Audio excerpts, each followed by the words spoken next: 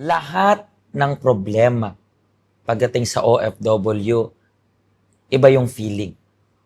Alam nyo po yan, di ba? So, kayong OFW, kahit ang daming pinagdadaan ng problema at kahit parehas yung problema na pinagdadaanan ng nasa Philippines at kayo na nandito sa abroad, iba pa rin yung bigat ng problema kapag nasa abroad ka.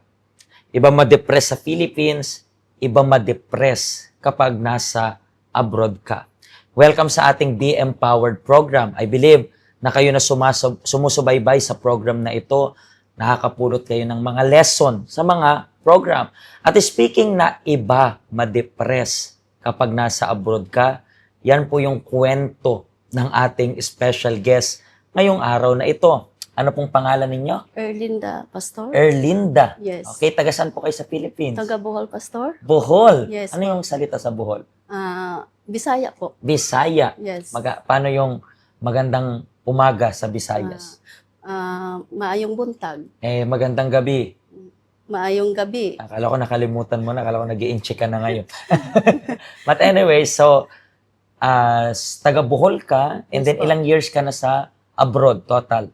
10 years and 6 months. 10 years, 6 months. Yes.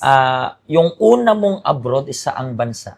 Unang abroad ko sa Kuwait, Pastor. Sa Kuwait? Yes. Ilang years ka sa Kuwait? 2 years. 2 years. And then after sa Kuwait? After sa Kuwait, sa Saudi, Saudi, ilang years naman sa Saudi? 2 years and 6 months. 2 years and 6 months. And then sa Saudi? And then dito sa Dito Hong Kong. na, sa Hong Kong. And ano yung pinaka-reason mo kung bakit ka nag-abroad? Nag-abroad ako, Pastor, kasi sa aking anak, sa pag-aaral niya. Mhm. Kasi isang single mom lang ako. Mhm. Kaya ako nag-abroad para makatapos siya sa pag-aaral. Ilang taon yung anak mo nung una kang nakapag-abroad? Mga ano na siya, college na po siya, Pastor. Nung una ka nag-abroad. Yes, So po, dahil kasi mahal yung Yes tuition, po. di ba? So Yes po. napilitan ka doon. Kamusta naman yung experience mo sa Kuwait? Matinding takot kasi 1 year na ako sa Kuwait, wala pang communication ng pamilya ko sa akin. Ano yung bawal or Bawal po ang telepono po. kailan mo lang pwedeng magamit yung telepono? Wala talaga. Wala po So talaga. sa straight na 1 year, wala kang connection? Wala po. Wala akong connection sa family ko, kaya nag-worried yung family ko kung kumusta na ako. Mhm. Ngayon, Paano yung pagpapadala ng pera sa Pinas? ang amo ko po, So parang kinukuha niya lang kung sino yung papadalan mo. yes po. Then siya na rin nagpapadala. Yes, Pastor. So parang yun lang yung sign na buhay ka pa. Parang gano'n. Di ba? Yes, Kasi syempre, kung walang message sa kanila, kung walang tawag sa Yes, kanila.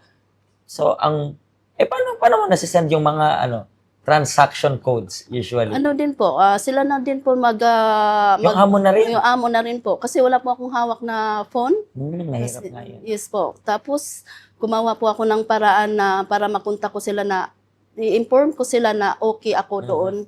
Yun nga lang, nawala talagang contact sa kanila. Buti na tiis mo yan. Ilang years ka yan? Sa Kuwait, 2 2 years. years. Paano mo tiniis? Tinis ko po kasi gusto kong matapos din yung Pag-aaral. pag-aaral ng anak ko. And then Kaya, afterwards, sabi mo na sa Kuwait, nag-Saudi ka. yes po. Ngayon naman, kamusta yung Saudi? Sa Saudi po, continue. Kasi hindi pa tapos yung pag-aaral ng anak ko kasi 4 years siya. Mhm. Ayun, nag-support pa rin ako sa kanya. And then yung amo, kamusta naman doon? Yung amo naman po is okay naman po. About telepono. Dili po okay naman po. Mhm. Kaso lang, walang tulog kasi pag Ramadan.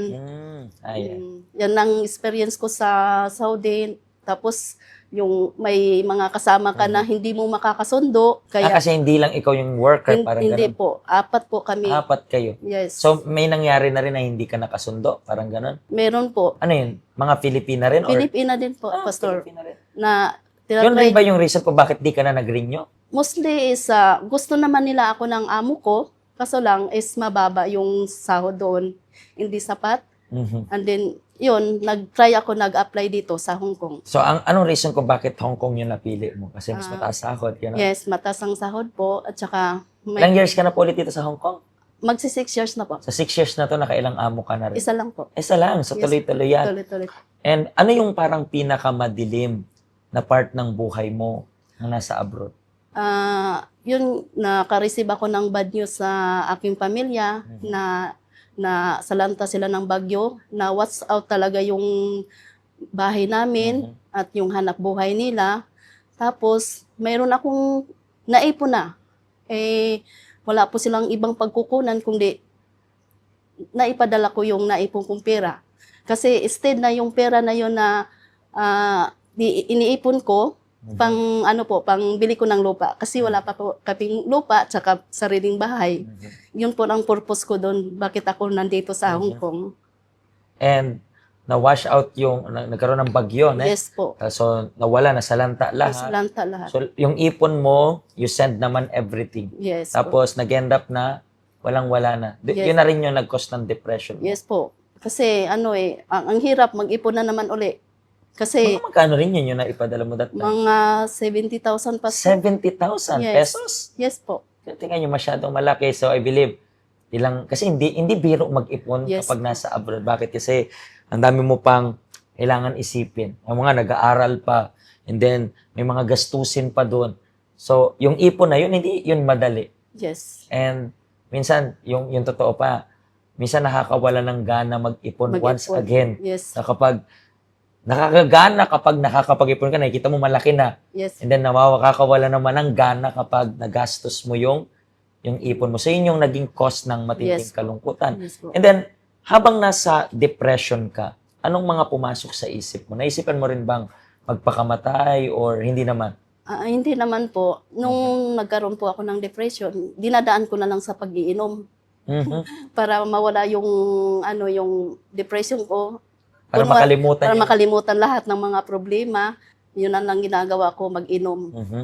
Tapos, yun, nung naalis na ako sa mga barkada ko, nawala na yun. Mhm. Paano ka napunta dito sa health center natin?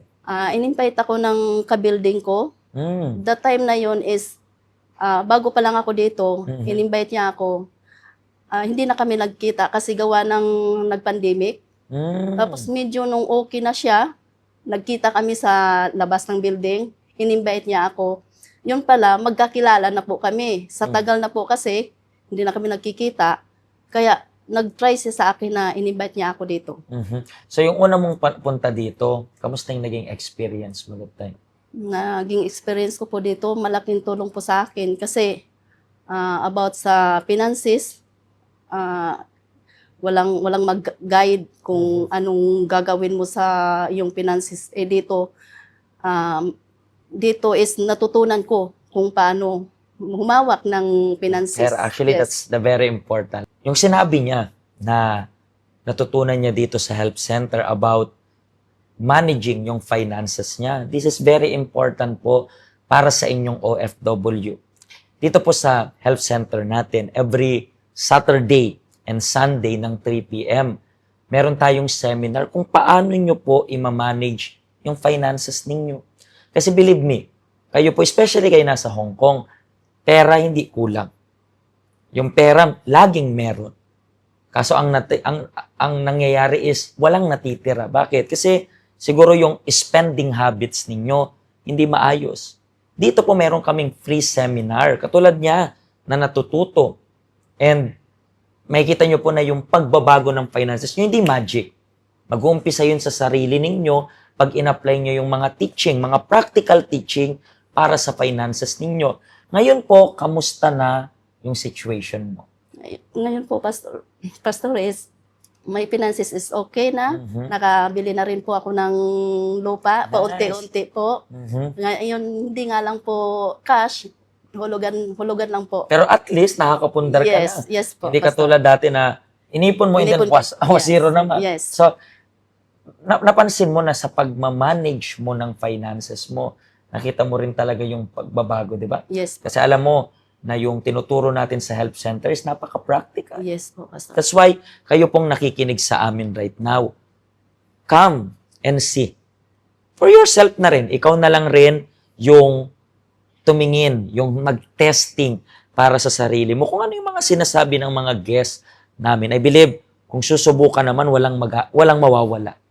Walang mawawala. So just try yung help center natin bukas, everyday. Even yung helpline natin, pwede yung tawagan kung gusto nyo po ng karagdagang information. Pero nandito kami para sa mga OFW handang tulungan kayo. Sa next episode po natin, abangan nyo po. Kasi meron na naman tayong next story na I believe, magigets ninyo yung ibig sabihin kasi kapwa nyo rin sila, kababayang OFW. Mga kaibigan, pagpalain po kayo ng Panginoon. Hello, ako po si Pastor Joshua, dito po sa UCKJ Health Center, dito po sa Hong Kong. At yung mga napanood nyo pong testimony, ay mga testimony ng mga OFW dito sa Hong Kong. Pero I believe makaka-relate rin naman kahit nasaan po kayong bansa. Basta OFW. Ang health center po natin ay walang pinipiling religion. Base na rin po sa name, Health Center. Kung kailangan nyo po ng karagdagang information, nandito lang po sa baba lahat ng information na kailangan ninyo. Kontakin nyo lang po kami at magiging masaya po kami na matulungan ka, ma-assist ka, nasaan man po kayong bansa. Pagpalain po kayo ng Diyos.